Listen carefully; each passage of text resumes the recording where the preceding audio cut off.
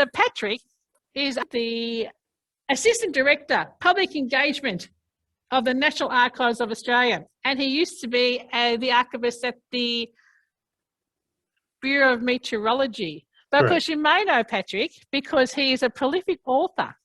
And he has written many books, including just some local ones here. The history of the Pakenham World War I Honour Board, history of St. Patrick's Pakenham, the parish at Pakenham. And he's written 2 books on the World War I and World War II soldiers of Pakenham, a century after the guns fell silent. And he looked at all the World War I diggers from the Pakenham area. That was an amazing amount of research because Patrick looked at the honour board. How many honour boards were there? About 5 or 6? Or about half a dozen, yeah. Half a dozen, yeah. That was an amazing amount of research. And then he came back for more. Not content with the World War I, World War II. He wrote another book, Blood, Toil, Tears and Sweat, Remembering Pakenham's District's World War II Service Personnel. And they're both amazing books, amazing amount of research, sort of recording the lives of Pakenham's and Pakenham areas, World War I and World War II soldiers. So, you know, he's an amazing author. But now he's got this new job at the National Archives. And so I'll tell you, Patrick's talk is called Digging Up Your District's Past, Local Heritage Resources at the National Archives. So I'm thrilled to introduce Patrick as part of our Heritage, Casey Cardinia Heritage Festival. So if I now throw to you, Patrick, and you can perhaps reintroduce yourself to the new people who've just come, and we really look forward to your talk today. Okay, thanks, Heather. As Heather said, my name's Patrick Ferry. I'm the Assistant Director for Public Engagement with the National Archives here in Melbourne. And as Heather said, you know, I've done quite a bit of research in my private capacity, you know, into particularly the Pakenham district. But I was really excited to be asked to give this talk today to this Heritage Festival because it gives me an opportunity to highlight the National Archives collection, something that I'm very passionate about doing. It's an extremely valuable collection, not only for family historians, but also for people who are in the heritage local history space as well. And what I'm going to focus on today are some of the local history and heritage resources that we have as an archive, principally focused on material that we have here in Melbourne, in our collection here in Melbourne. And throughout the presentation, I'm going to use examples judiciously chosen from the southeastern suburbs of Melbourne, just to illustrate the richness of what we have as an archival collection. So, look, many of you I know are seasoned family historians and seasoned local historians yourself. So you'll be aware of many of the potential places that you would go looking for information if you were researching local history or a particular place. You know, there are libraries which contain published works, but also quite valuable private manuscript collections. There are local historical societies and the National Trust, which have a lot of collected and accumulated local history resources, including access to particular databases, but also very good photographic collections of local areas. Newspapers, obviously goldmine for anybody researching about places, and Trove has just made that so much easier in the last few years. But also, if you're researching places, there are government agencies that have information that is available, such as Land Victoria, so the old land titles offices, but also Shire councils often have heritage studies and things like that. But what I want to focus on today in the presentation is the role of archives and how archives can assist you with local history and heritage research by providing access to official historical records. So I thought I'll just give you a little bit of a spiel about the National Archives itself. So we are the archives of the Commonwealth Government. So we have the records of the federal government, and we were established under the Archives Act 1983, But as you can see from our logo in the top right-hand corner, we actually have an existence that goes back well and truly before the Archives Act. We were first established in 1961 when we were separated off from the National Library. And what we do as an agency is twofold. On the one hand, we work with government agencies, federal government agencies, to identify which of their records should be retained as national archives. So the most valuable, most significant records that then become part of the national archival collection. And that collection consists of more than 350 kilometres of records in various formats. And unlike most cultural institutions, we are actually a national institution. So we have a presence in every state and territory of Australia. And under the Archives Act, the public have a right of access to Commonwealth records after 20 years, subject to certain identified exceptions that are spelled out in the Act. So there are exceptions around things like personal privacy, around defence and foreign affairs, commercial value, that sort of thing. But after 20 years, we are able to receive requests from you to access material. We look at that material for any exemptions, and in most cases, we release the information in full to the public. In terms of the National Archives here in Victoria, we have a research centre which is collated with the Public Record Office Victoria at the Victorian Archives Centre at 99 Shield Street in North Melbourne. I was on duty one day and in came Lynn Bradley, you know, on my rostered day on. So Lynn's very familiar with where we are, but many of you maybe are not familiar that we actually have a part of that reading room with the Public Record Office. Our services in that research centre are Wednesday to Fridays from 10 a.m. to 4:30 p.m. And bookings are still essential to view records due to COVID-19 restrictions. They all haven't yet been lifted. Whilst we're physically open Wednesday to Friday, we actually have a 5-day-a-week reference service, both online and via telephone. And that's the front-facing part of the National Archives presence here in Victoria. The other side of our operations is our repository, which is at Burwood East, and that's where our collection operations activities occur. So storage, description, digitisation and preservation of our collection.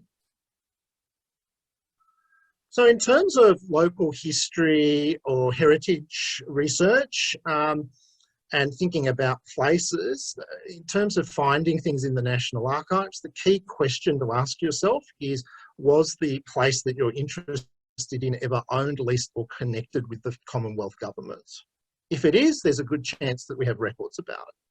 So things like post offices, telephone exchanges, Commonwealth Bank buildings, drill halls, airstrips, even weather stations on private property.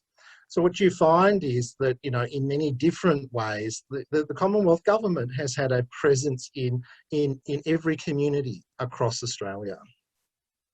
The other question, though, you could ask yourself is, did the owner of a particular property ever have to deal with the Commonwealth Government in relation to the property itself? And there are some interesting examples of records that we have about that. So for instance, and I'll show you some examples later on, but during World War II, if a non-British subject wanted to purchase land, they actually had to get permission from the federal government. So we have records about private land transactions during World War II that involved aliens. Equally, if somebody who was connected with a property that you're interested in went bankrupt, you know, there's a fairly good chance that there will be some good detailed information about their property in the bankruptcy records that we hold. So what I thought I'd do now is shift to some examples of the sorts of information that we hold about places of local history or heritage value. And as I said, I'll use some examples throughout that are drawn from the sort of southeastern part of Melbourne. But first of all, I wanted to start with property files. So the Commonwealth Government acquires property for public purposes. They do that in different ways. Sometimes there's a compulsory acquisition, but sometimes it's purchase on the open market, or they lease a property, and occasionally they're gifted property by members of the public for particular purposes. Now, when the Commonwealth acquires property, inevitably files are created about it, and they're created by the relevant department that is acquiring the property, but the Crown Law Office may be involved, and in the day, other departments such as the Land and Survey branch in the Department of Home Affairs. And what these files can contain is information about why the property was acquired by the Commonwealth, information about the title searches and the ownership history of the property, the valuations that were done, and they can be very detailed, to settle on a price, the negotiations with the owners, the acquisition agreement. There can be site drawings, that sort of thing. Ooh, I've gone too far. Step back. So I've chosen a couple of examples just to show you what these files look like. The first is the wireless station that used to be out at Lyndhurst. And this is a file that relates to the purchase of that site back in the late 1920s. Now, some of you will be familiar with the wireless station that was out there. It was actually established in the late 1920s by the Postmaster General's Department, because the Postmaster General's Department actually had responsibility for public broadcasting prior to the creation of the ABC. It later was the site of a fairly significant ABC radio, shortwave radio transmitter that broadcast to the bush and also actually overseas through Radio National. Now, the property file itself contains a whole set of information that explains why the Commonwealth was interested in that particular site. And I'll just show you a few of the pages from the file. So what I've got up on the screen here, for instance, is the valuation report on the property that was prepared by the valuers. And it's quite detailed. It's a description of the buildings on the site, a description of the environmental conditions, including the poor sandy soil, descriptions of the properties around it. So if you're doing a heritage study or a local history project on a building that was owned by the Commonwealth, this is really useful information for you. Also some interesting drawings on the plan, and as you can see from this drawing, the site was a 50-acre sort of wedge between the Hallam Road and what was then the Cranbourne Road, which of course now is the South Gippsland Highway. And because obviously it was had the hill on it, this is where, you know, it was useful to have a shortwave radio receiver. Sorry, I'm just skipping ahead. And on this file, there's a certain amount of negotiation between the owner of the property, who was Sydney Webb, who, you know, obviously had land also at Narre Warren at one stage, and the Commonwealth Government. And they ultimately agreed on a sale price of £1,625, which also included all of the tanks and the fittings on the property. Then there are subsequent files that relate to the use of that property over time, for instance, with the ABC and their transmitters. Another file I thought, just out of interest, I'd show you is some stuff out of a file about the old Dandenong Drill Hall. Now, this was quite an interesting file in the sense that initially the impetus for the Commonwealth to acquire the site came from the community itself. So the federal government, prior to World War I, had introduced a system of compulsory military training. And in Dandenong, according to the Shire, there were around 200 trainees drilling in Dandenong, and they really had nowhere to drill. And so the Shire itself offered the Commonwealth a site for a drill hall down here in the Dandenong Park, actually, right down here. Problem is, because it was part of a park, the Shire couldn't just give it to the federal government. And what actually had to happen was that the state government needed to pass a specific piece of legislation called the Dandenong Lands Act to actually excise the site from the park and enable it to then be vested in the federal government. So on this file, there's the correspondence on the file between the state government and the federal government about that, including Andrew Peacock's grandfather, who was the Premier of Victoria at the time, writing to the Prime Minister. So, you know, this is being dealt with at the highest echelons, both in Spring Street and in wherever the federal government's administrative seat was in Melbourne. I think the Treasury probably buildings. And you then have things on this file like the official minute to the Executive Council about purchasing the property. You've also got, in this case, the Crown Land Grant that had to be issued to the federal government because it was a fresh Crown Land Grant. So you can see from these property files, there's actually a whole range of information that's really useful to you to understand the history of these properties, but also there's also some interesting stories in those files as well. So I want to move on then from the acquisition files to other records that we have around Commonwealth places in local communities. And we've got in here in Victoria a very large series of construction drawings called B3712. And this series contains over 5,000 individual drawings, and they were accumulated and prepared by the Director of Works. So when a building had to be built, drawings have to be prepared, or if modifications had to be made, drawings had to be prepared. And what's interesting about this series is that actually the earliest drawings go back to about 1850 and come from the Victorian colonial architect. That's because when the Commonwealth came into effect, it acquired a lot of buildings from the state government immediately. So defence facilities, lighthouses, these sorts of things. And so records were transferred from the colonial government to the federal government. And the drawings can include floor plans, designs, information about alterations and modifications, extensions, even facades and fittings and features. And I just wanted to show you a few of these because they really can be works of art in their own right. So the first one I've got up here is part of the drawings that relate to the old Pakenham East Post Office, sadly no longer there on Main Street. But you can see they're quite detailed architectural drawings, you know, and here you've even got the facade with, you know, even the bronze lettering has been, where it's to be placed is all marked out, all the different architectural features, that sort of thing of the building. So these are really useful, particularly if you've got an existing building, to understand what it looked like, particularly internally, when it was first built. This is the internal schematic of that old Pakenham East Post Office. So you've got a porch, public space here. So this is where the public would come in to deal with the post office.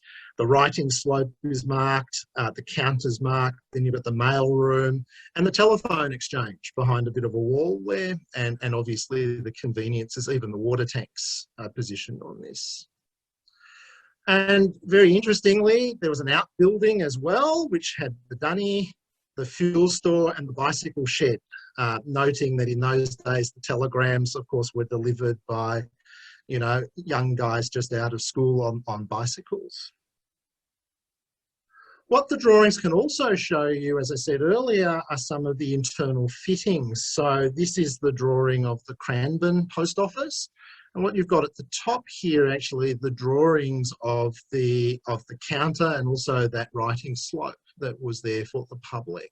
So that can be very interesting in reconstructing what the internal decor and layout of some of these public buildings also look like. And these are the drawings of the Dandenong Drill Hall, which I believe also has been demolished at some point in time. So as I said, many of these can actually be works of art. And for some of the grander buildings, the drawings are absolutely just fantastic works of art. I also wanted to highlight that we've got very extensive records about post offices. So if you're interested in researching about postal services and post office buildings and the staff that work in them, in the local community, we have a very extensive collection of records. We have a series of records, B5846, which are compiled histories of post offices, and I'll show you what they are. They're not necessarily written histories, but I'll show you what they look like. We've also got extensive photographic collections that relate to both post offices and telephone exchanges. We have Post Office Guide series. Now, the guides give you the information about what services were provided at each post office. And we've also got the correspondence files of the Postmaster General's Department, which often have files about different aspects of the post offices themselves. So just to show you roughly, and I apologise for the quality of this image, but the post office histories are files that were assembled in Australia Post that pull together a certain amount of historical material about post offices. Primarily, they have copies of cards that were kept on each post office, which provide a sort of running, register of things that were going on in the post office at a particular time. And again, I apologise for the quality of this image, but this is the Pakenham East card, or one of the Pakenham East cards. And it registers things like when a new postmaster's appointed, there's a change of staff, a change of service, even correspondence that was coming in about the post office. So you can see here, just after Christmas in 1923, the Shire Secretary, who would have been James Ahern, wrote in complaining that the postmaster refused to deliver letters to people on Boxing Day. I'm not sure, Boxing Day might not have been a holiday at that stage, but yes, so you get a little bit of the background story of the post office through these historical cards. Now, some post offices, there actually will be written up histories as well, but that's not the case for all post offices. In terms of the photographs, the photographic collection is absolutely wonderful. And I was thinking, I put a few up and I wanted to see if people might be able to guess where some of these post offices are. They're all in the Casey Cardinia area. So we're going to take us on this first one. Oh, I think it's Bales. I think it's Tooradin. Close. I'm pretty sure that one's Tooradin.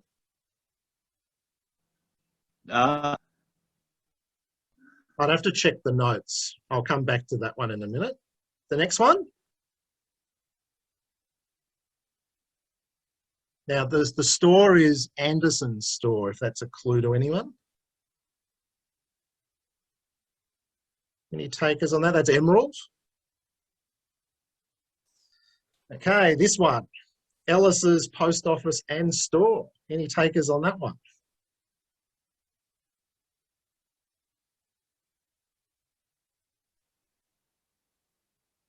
Narry Warren.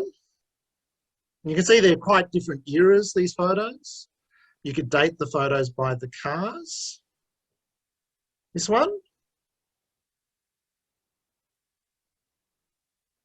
I think this one's actually Bales, because I did include Bales in the set, knowing that Heather's from out that way. This one, any takers on this post office? Audrey and Graham, you should know this one. This is the Officer Post Office. Here's one. This one will, hopefully someone recognises this one. This is actually a very interesting building. I've got a theory about this building too. Anyone got any ideas about this one? This is the Clyde North Post Office. Now, I'm not quite sure where the Clyde North Post Office was. But if you look at this building here, this looks suspiciously like an old school building. It's got that style to it, doesn't it? Even the gables and the finials, and there's a sort of space there for some sort of plaque at some stage. So I suspect that might have been the old Clyde North School building that then maybe became a private residence or something when the school closed, and then became, had the post office in it as well. Everybody should know this one. The Berwick Post Office and the courthouse. We've actually got a very substantial file of photographs on the Berwick Post Office, interestingly enough. So this photograph, which I suspect might be early 1970s, based on the Mercedes. You know, obviously the intersection of Gloucester Road and High Street. The post office boxes in situ in the front of the post office. The building at the back, which I'm assuming was the old postmaster's residence in the day. But we've also, for this particular post office, got action shots from inside. And I'm sure if they were big enough and some people might recognise the staff who were in the post office then, given the sideburns, I again suspect they're sort of 1970s shots. And you can see here that arched, sort of the arched window there, the back of the mailroom. We've also got quite a lot of photographs about the construction of the adjacent telephone exchange in the 1960s. So this shot obviously looking back towards the old post office, the foundations going in, you know, the externals, and then sort of what the internals also look like in the day.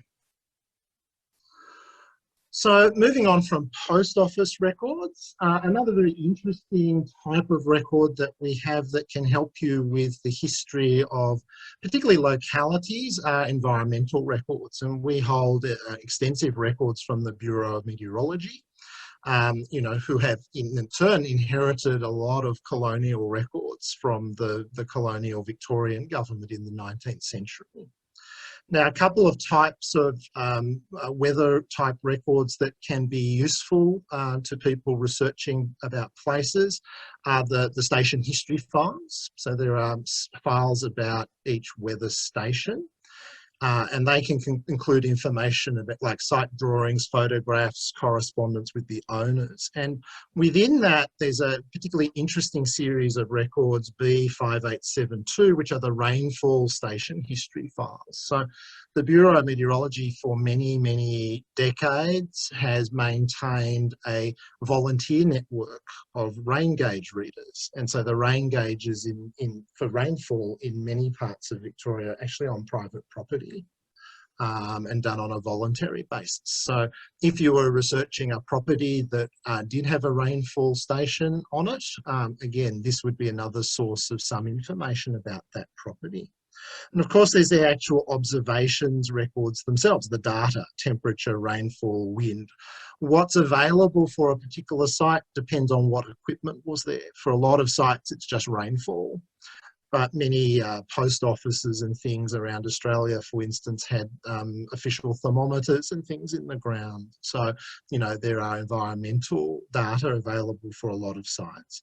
And for certain periods, those data records also include descriptions of environmental conditions. And some of them can be quite, you know, interesting at times. You know, the people taking the observations will talk about the droughts. They'll talk about, you know, the borers having eaten away the stumps of the rain gauge, or the dust filling it up, and things like that. So you get a bit of a sense of the broader environmental conditions as well. And just to give you sort of an idea of what those sorts of records look like, these are from a rainfall history station at Pakenham Upper. You know, and there's paperwork, but there are also site photographs. So if you're interested in that history of that particular property, you know, it is a way of potentially finding photographs taken at various points in time about that property. Turning to records relating to owners, I just wanted to highlight a couple that might be of interest. So the first is the alien land transfers during World War II that I referred to. So as I said, if you were a non-British subject during World War II and you wanted to acquire property, you had to get official permission from the government to do, federal government to do so under the national security regulations. And this is quite interesting if you're researching properties around Cooey-Rup, because obviously Italians on the swamp were caught within those provisions. And the other one I referred to were the bankruptcy records. I just wanted to show you some of the information that are on some of those land transfer records. And this is from a particular file that related to the transfer of some land from Mrs. Mortensen at near Kuirup to a Mr. Settimo Bertoncelli. And so he had to actually apply for permission to acquire that land from Mrs. Mortensen. And it went all the way up to the Solicitor General, Sir George Knowles, you know, and the highest echelons of government for approval. And what you find on the file are certain details about the transaction, which can be very, very interesting. So we know from this, for instance, that Mrs. Mortensen was selling the property as the executrix for her late husband. So her husband, who was a farmer at Kuirup, had died. Details of the land itself, how much they're paying for it, why the other party wanted to buy it. So he needed it to fulfill government contracts for vegetable growth, crops and things like that, and those sorts of details. So those files, particularly down Kuirup Way and where there was a large congregation of Italians, could be a very interesting source of information about their properties over time. The other type of records I wanted just to highlight to you, we have a number, as a National Archive, we have a number of very extensive photographic series. So I've already showcased some items out of our Post Office and Telstra photographic series, but we also have more general photographic series such as Department of Information photographs, Australian News and Information Bureau photographs, ABC photographs that have photographs about places. So you may be actually able to locate photographs about various places in your area by looking into some of these series. What's interesting about some of these Department of Information series is these were photographs that were taken often to use in promotional information about Australia overseas. And just to show you some examples, so out of one of the ABC series, these are some Pakenham photographs, a sort of 1970s, 80s shot of the train station, but also of steeplechase jumping at the Pakenham racecourse. In one of the Department of Information series, there's actually a number of photographs about the Berwick airfield. Which was, you know, where the university campus now is in Clyde Road. And the take for the Information Bureau on this was that, you know, this was a day for migrant gliders at the airfield, but, you know, it shows a very interesting aspect of Berwick's history that, you know, lots of residents of Berwick these days wouldn't even be aware of, that there was an airfield down there on Clyde Road. And in the same series, there's actually, for some reason, a set of photographs around a pig farmer at Beaconsfield, which is quite interesting as well. I believe it was called the Greenacre Pig Farm. Maybe they were used for promoting, you know, the Australian pork industry or something overseas. But some very interesting, even quirky, I think you could say, photographs of local communities can be found in those series. So I'm going to wrap up at this point. I don't know how we're going for time, Heather, and I'm happy to take questions from anyone at the end. I just wanted to show you just a little bit about how to search for material in the National Archives. So we've got an online search engine called Record Search, and that's available on our website, www.naa.gov.au. And when you get into Record Search, you can do a number of different searches. You can do a basic search, you can do an advanced search, where so basic search is around keywords. An advanced search is where you start browsing and fossicking within, trying to identify a series of records or an agency that might have created the records. You can also do name searches, and you can search specifically for photographs, and we've also got a passenger arrival search engine there as well, which is name-based. But if we did a basic search, Berwick Post Office, just those keywords, click search. Oh, I've gone too far. you'd get 41 matches in our database. And that includes the drawings about the Berwick Post Office, the Berwick Post Office photographs that I showed you, etc. Now, just to explain a little bit, where you see a camera image, you can click on that and actually view the digital copy. It means that record's already been digitised, so you can view that from the comfort of your home. If it's not digitised, but the access status is open, what that means is you can either request to have it digitised, and we do that on a chargeable basis, but you could also request to come in and view that record physically in our reading room. Now, sometimes you'll see an access status of not yet examined. What that simply means is the item has never been requested before, and what we need to do is once the first person requests it, we will examine that item to see if there are any of those exemptions to release that I mentioned earlier on. And I've got my team at North Melbourne. We provide both the reference services, but we also do that access examination for the public as well.